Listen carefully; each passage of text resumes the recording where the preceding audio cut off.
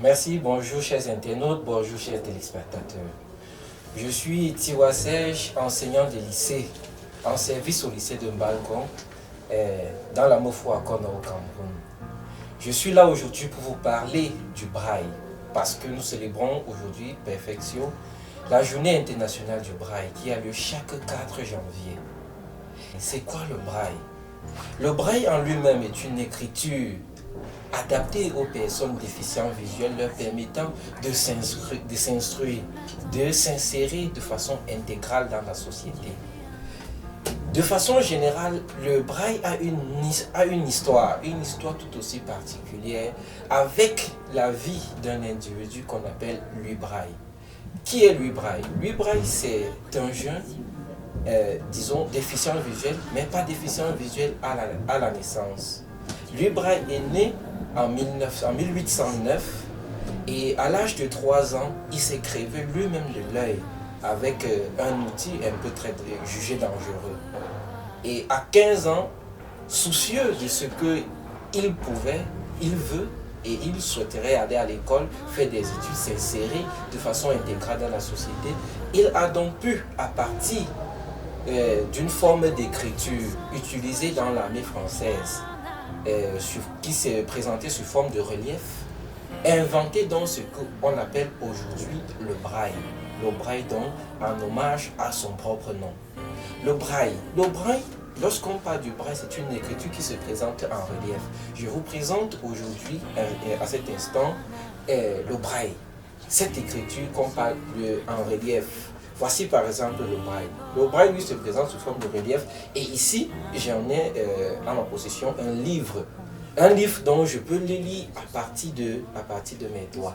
Par exemple ici le premier mot c'est par, un rapport. En fait le livre en lui-même c'est l'ouvrage de Marcien Toa et c'est sur la problématique philosophique dans l'Afrique actuelle. Et c'est cet ouvrage qui est aujourd'hui usuel dans les classes de terminale. Et c'est à partir de cette écriture que moi déjà, je parviens déjà à m'insérer, à pouvoir enseigner tous mes élèves. Braille peut être est accessible, même pas peut-être, est accessible à toute personne, que nous soyons non-voyants, que nous soyons clairvoyants. Le braille est accessible à tout le monde. Et à grand souvenir, lorsque je faisais la classe de 4e, j'avais un camarade qui écrivait déjà en braille. Et ce qui marque déjà le caractère intégratif du braille. Le souhait est même que le braille à un moment donné devienne quelque chose, devienne un choix. Le braille devient à un certain moment donné un choix parce qu'il est possible que tout le monde, que n'importe qui, peu importe son statut visuel ou pas ou non visuel, il puisse utiliser le braille. De manière pratique, le braille, comme on s'est dit, c'est une écriture en relief qui se présente sous forme de points, c'est-à-dire c'est une structure de 6 points. Et lorsque nous avons cette structure de 6 points qui est à même de nous donner en moyenne 180 caractères. Et ces 180 caractères s'organisent à partir de ce que nous pouvons appeler une tablette braille. Et la tablette braille se présente ainsi. Et lorsque nous voulons écrire de braille, nous écrivons de la droite vers la gauche, mais nous lisons de la gauche vers la droite. Nous lisons de la gauche vers la droite, pourquoi? Parce que lorsque je tiens un format, voici un format que je tiens, je l'insère dans ma tablette, je l'écris. Et lorsque je l'écris, mon outil c'est le poinçon. Et lorsque j'utilise le poinçon, j'appuie pour que ça doit sortir en relief. Par la suite, je dois faire retourner le format. Lorsque je retourne le format, j'ai ainsi cette écriture qui vient plutôt sur le côté inverse, sur le verso. Et ce qui me donne lieu de pouvoir le lire de la même façon que nous pouvons lire l'écriture ordinaire de la gauche vers la droite, mais plutôt avec du doigt. Et il est aussi possible de lire à partir des yeux, toutefois. Donc c'est une écriture qui se lit à la fois de façon tactile et de façon visuelle. Donc on n'a pas besoin nécessairement d'être une personne non-voyante pour pouvoir lire du braille. Déjà que les personnes qui transcrivent, les personnes qui rendent accessible le braille au reste des enseignants, lorsque les enfants sont peut-être sont par exemple en situation d'évaluation de classe, ils sont valides parce qu'ils doivent interpréter ce qui est écrit afin que les autres enseignants qui n'ont pas connaissance du braille puissent pouvoir lire de façon intégrale et pouvoir les noter au même titre que les enfants valides. L'historique du braille nous permet de comprendre que le braille, déjà, comme elle a commencé à l'âge de 15 ans, à la vie de braille qui est déjà né en 1809, c'est-à-dire le braille aujourd'hui, en 2024, a certainement connu de grandes limitations. Et ces grandes limitations sont liées aussi aux avancées technologiques et informatiques. Nous sommes passés par exemple d'un système tactile à un système audio sonore, un système sonore. C'est-à-dire quoi? Nous avons par exemple du braille qui s'utilise sur l'ordinateur.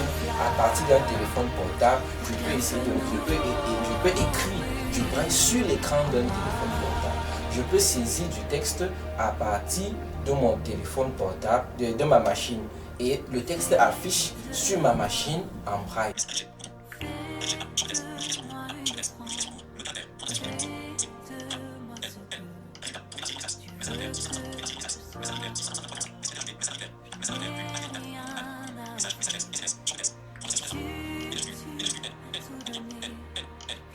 Donc c'est par cela qu'il y a eu énormément de mutations. Et l'intéressement à l'écriture braille a donné lieu à la création d'une pléthore de logiciels qui nous permettent de nous insérer de façon intégrale, de façon concrète à partir des audios. Par exemple, nous avons le logiciel JAWS, nous avons NVDA, nous avons Talkback, nous avons VoiceOver. Ce sont ces ensembles, ces pléthores de logiciels qui ont permis aujourd'hui qu'on puisse souligner cette avancée, ces ensembles de mutations autour de l'écriture du braille. Mais de façon symbolique, le braille en lui-même demeure.